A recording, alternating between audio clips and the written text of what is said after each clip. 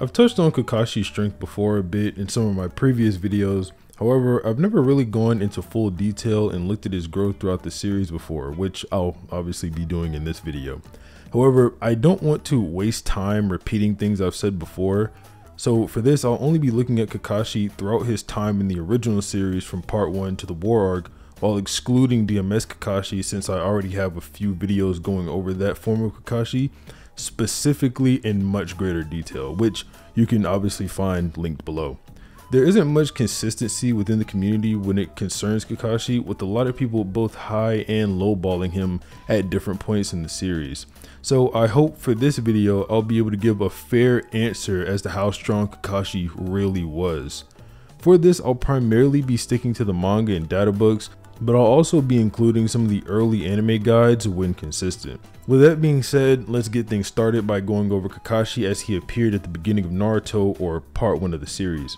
Today's video is sponsored by Bloodline Heroes of Lethis. This game has one of the most unique game mechanics in any game I've personally ever played, and it also looks stunning for a mobile game. If you download and try the game out now, you get a free amazing starter pack.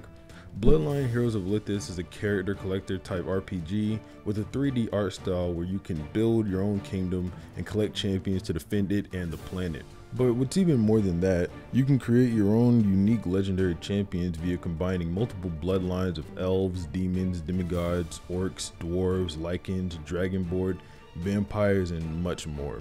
Now is also the best time to try out the game since it's having its best update ever. The new Lycan Clan Gold Tongue is coming to the game this holiday season with a new clean design. These are the most brutal damage dealers in the verse of Lethis. You can also combine these with existing bloodlines to get even stronger hybrids. You can obtain one for free by participating in the Christmas event starting on December 22nd. Download the game now for free on Android or iOS using my link in the description or scanning the QR code seen on screen.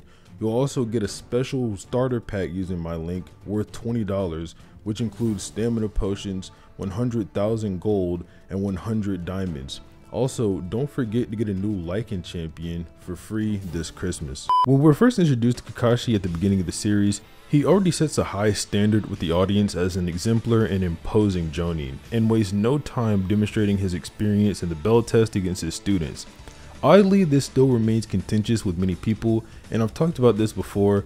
While Kakashi's humility may come off as more of an average shinobi or above average shinobi, it is stated many times in virtually every early data book and fan book that Kakashi was Konoha's strongest or top Jonin. And while strength in Naruto can have different implications, in this case it will refer to Kakashi's overall strength due to his skill with the use of various techniques, which ultimately means Kakashi is superior to and would beat any other Jonin in the village at the time. A lot of people also sometimes tend to exaggerate with these statements, concluding that Kakashi is even stronger than old Hiruzen. However, it's important to note that these statements refer to Kakashi's status among the Leaf Jonin, with most even specifying as much. And that conclusion would be directly contradicted by other statements surrounding the title Hokage, as well as others concerning Kakashi implying others around his level. For one, it's indicated several times, especially during this period, that Kakashi and Guy were rivals, and in terms of raw physical stats. It's implied that Guy had the edge early on in the second data book, and Sasuke even saying as much. However, it's important to note that Sasuke hadn't seen Kakashi's lightning blade yet, and went on to train, which we see in the fan book later confirms. Kakashi was also implied to be around the same level as Kabuto at this point, which both Orochimaru and Jiraiya say, after Kakashi noted his fears of soon being surpassed by Kabuto. So it is very consistent for Kakashi to be around this top Jonin range, but be out of the way of people in the Sannin / Hokage tier. Kakashi also displays impressive feats consistent with his rank and reputation, such as easily defeating Zabuza twice and intercepting and deflecting Naruto and Sasuke's clash on the rooftop after the Chunin exams. He even goes on to display even more impressive showings of speed, tying Sasuke to a tree before he could even notice the wire. Kakashi also displays direct superiority to the Sound 4 members, with members like Kidomaru outright admitting inferiority, and even the most arrogant members like Sakan or Yukon being very wary of him. If you watch my other videos like Sasuke vs Neji, then you already know how those guys struggled with and barely beat weaker Jonin with the second stages of their curse marks. So they're not getting it over on Kakashi whatsoever. He was also so strong that Itachi thought it would be foolish for Kisame to fight him when they initially infiltrated the Leaf Village. However, despite impressive feats like these, Kakashi also displays some shortcomings, and his limits as a shinobi are highlighted for the audience several times. Firstly, Kakashi outright admitted inferiority to Haku the moment they met, before we get numerous other statements from Zabuza saying as much, before Haku intercepted Kakashi's lightning blade, his fastest attack at that point. Kakashi, like Kabuto, was also indicated to be weaker than the Sannin at this point, being completely paralyzed with fear when facing Orochimaru. And while Orochimaru was using a fear hacks or killer intent, the guys confirmed this. It's just evidence he's nowhere near Orochimaru's level, and Jiraiya indicates his Rasengan was stronger than Kakashi's lightning blade, which was his strongest technique at this point. Kakashi also got completely annihilated by Itachi with one Tsukuyomi, and while Kakashi performed better than both Kurenai and Asuma, Itachi was holding back, and the data books indicate his strength has far surpassed Kakashi at this point.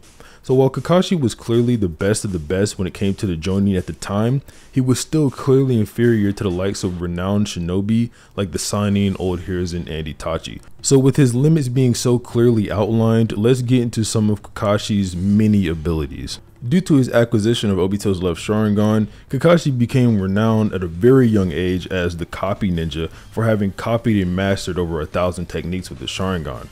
With his Sharingan, which was fully matured at this point, Kakashi can increase his overall strength in battle and break down and copy any ninjutsu, genjutsu, or taijutsu.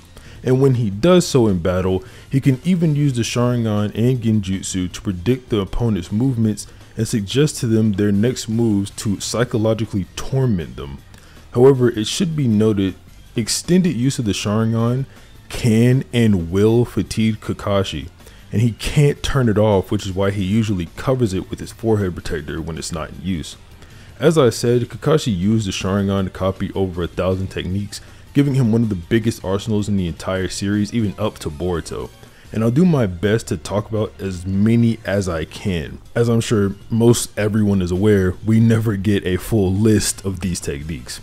Kakashi has copied simple techniques like Naruto's Shadow Clone Jutsu, and while he can spawn nearly as many clones as Naruto, he doesn't have as much chakra and can't use the technique to the same degree, which is why Kakashi's clones are not solid.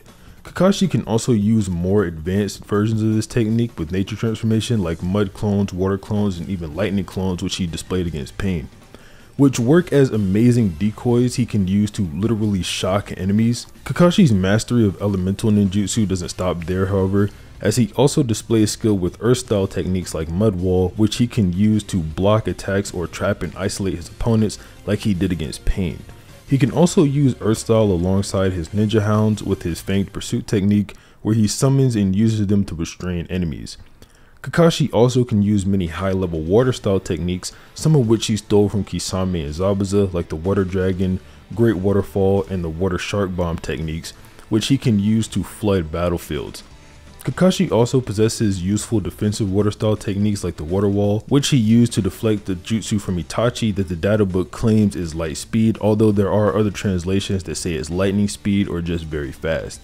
Kakashi early on here displays some aptitude with genjutsu, being able to cast terrifying illusions with his demonic illusion hell viewing technique. Kakashi's most powerful technique at this point, as I've said, was by far the Chidori, or his signature version, the Raikiri, where Kakashi compresses lightning release chakra into his palm and charges at his opponent, building up speed for a head-on assault meant to kill a target, with what Guy and many guys describe as an unstoppable blade.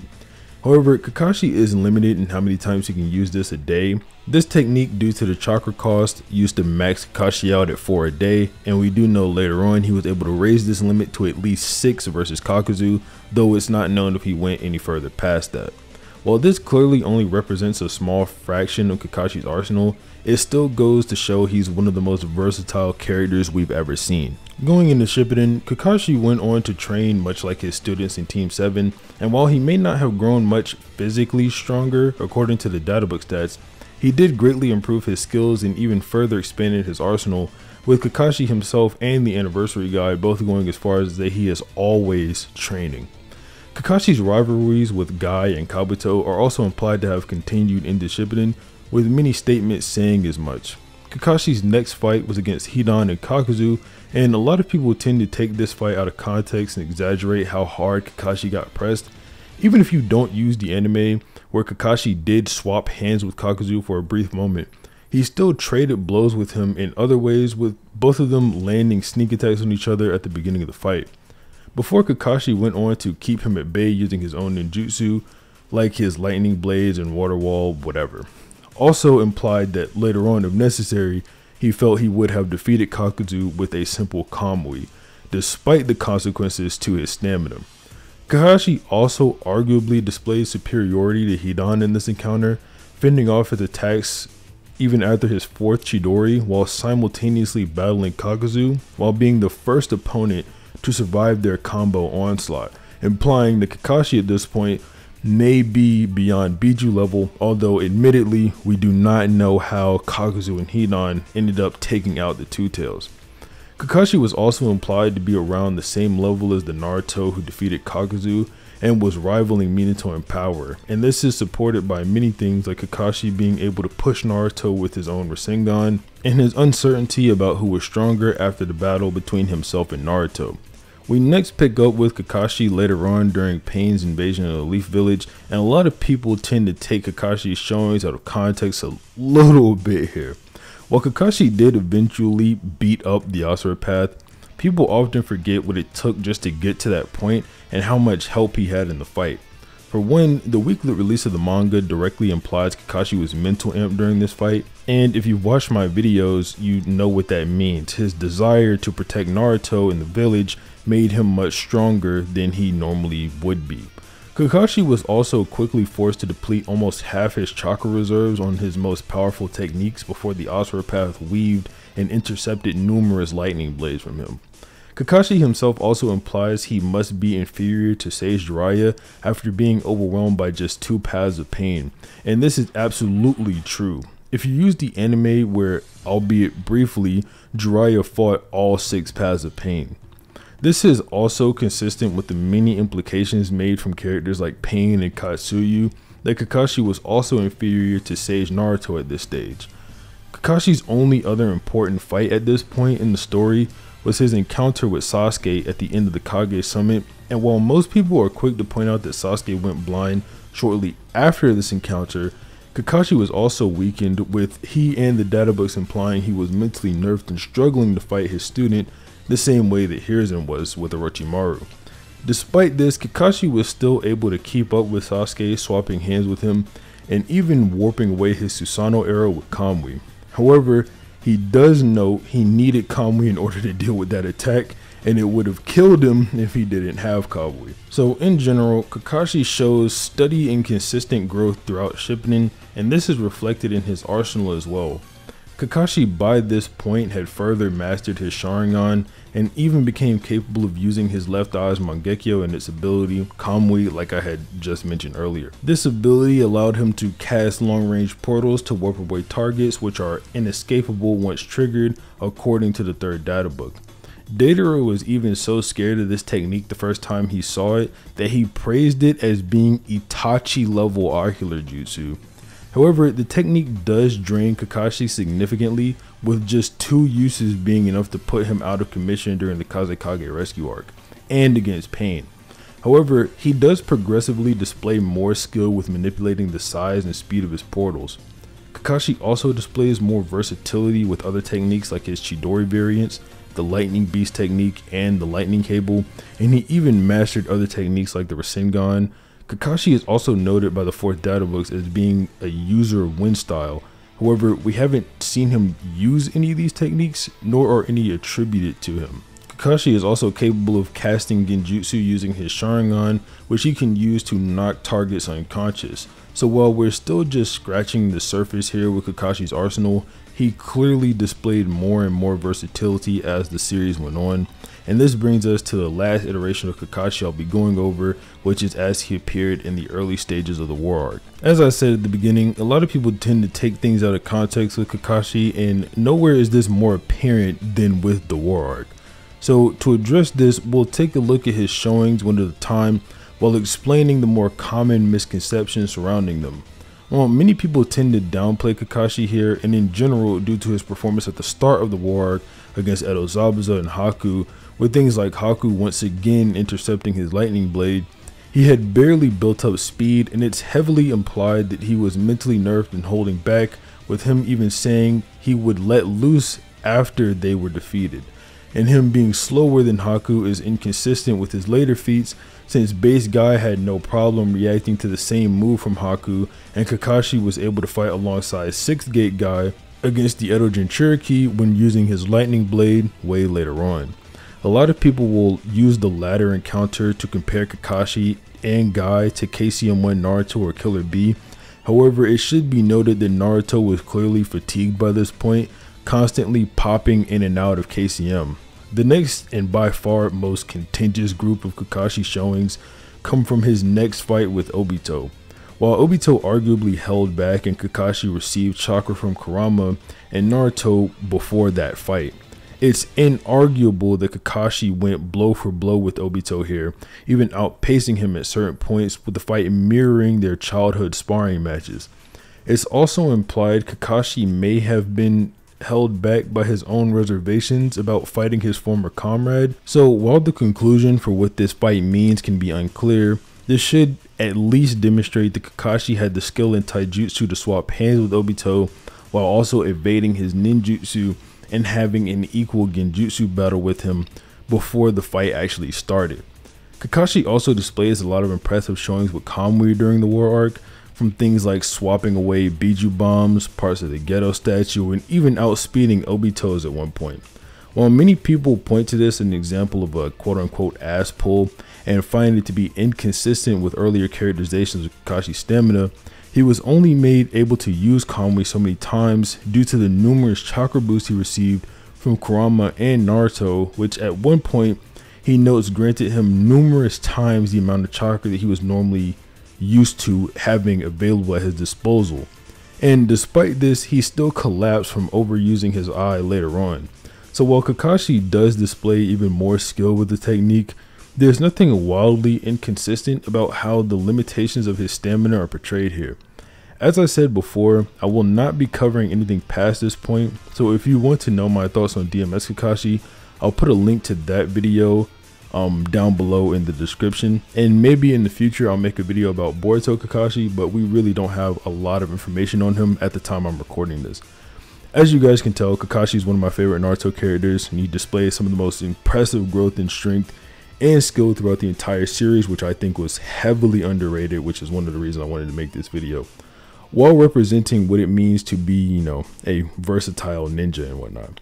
As always, if you liked the video, don't forget to leave a like on it, comment below, and subscribe if you want to see more videos of this nature, you know, the how strong is type of videos. But other than that, have a nice day.